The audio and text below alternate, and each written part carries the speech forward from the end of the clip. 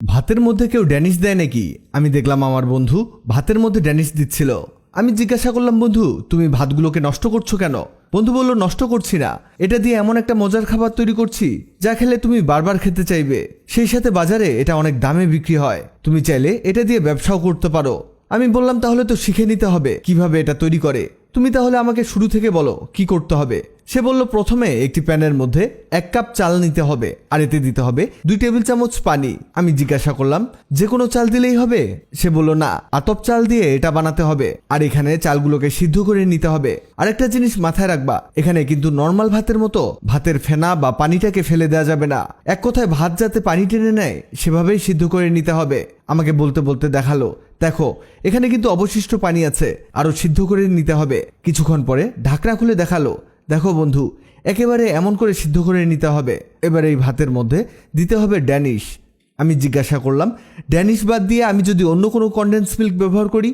সে বলল, হ্যাঁ, তুমি তোমার ইচ্ছে মতো কনডেন্স মিল্ক এখানে দিতে পারো, তবে এখানে হাফ কনডেন্স মিল্ক দিতে হবে। এরপরে চামচ দিয়ে ভাতের সাথে খুব ভালো করে মিশিয়ে নিবা। এখানে একটু আস্তে ধীরে এটাকে মিশাতে হবে যাতে পুরো ভাতে ড্যানিশ ছড়িয়ে যায়। আর এটা মিক্স করলে একটা জিনিস লক্ষ্য করবা, সেটা হলো এর পরিমাণ অটোমেটিক বৃদ্ধি পাবে আর দেখে মনে হবে লিকুইড দুধ দিয়েছো।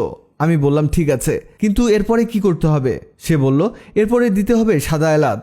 এখানে 3-4টে সাদা এলাচ দিলেই হবে। আরও দিতে হবে সামান্য লবণ। এখানে বেশি লবণ দেয়া যাবে না, খুবই সামান্য দিতে হবে।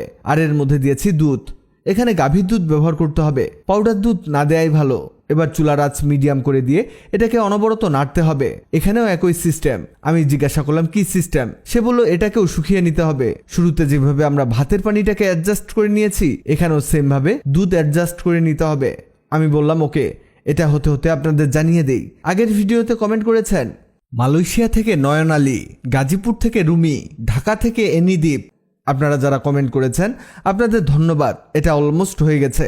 এবার এতে সে দিয়ে দিল কিছু বাদাম কুচি, আরও দিল কিছু কিশমিশ, 1 চামচের মতো ঘি।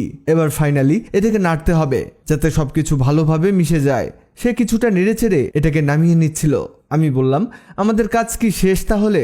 সে বলল, না, আর একটু কাজ আছে। এর উপরে বাদাম কুচি কিছু ছড়িয়ে দিব যাতে দেখতেও ভালো লাগে। আরও দিয়ে দিব কিছু কিশমিশ। মূলত আগে দর্শনধারী পরে গুণবিচারী বলতে বলতে সে এটাকে সাজিয়ে ফেললো। আমি বললাম, বন্ধু এটা দেখে আমার খেতে ইচ্ছে করছে, খুবই মজার তাই না? বন্ধু বলল, খেয়ে দেখো। আমি 1 চামচ মুখে দিতেই অন্য জগতে চলে গেলাম।